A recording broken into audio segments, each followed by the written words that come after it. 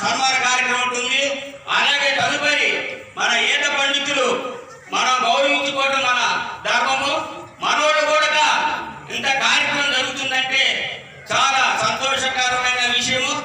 అందరూ కూడా ఈ కార్యక్రమం విజయవంతం చేసి అందరూ ప్రతి ఒక్కరు కూడా వరుస లైన్ ప్రకారం ఉండి ఈ అన్నదాన కార్యక్రమం స్వీకరించవలసిందిగా కోరుతూ ఈ అవకాశం ఇచ్చిన మనందరం కూడా ఇక్కడ చిన్న సన్మాన కార్యక్రమం నలుగురు పెద్దలు వస్తే ఈ కార్యక్రమం జరుపుకుందాము. తదుపరి అన్నదాన కార్యక్రమం ఉంటుంది.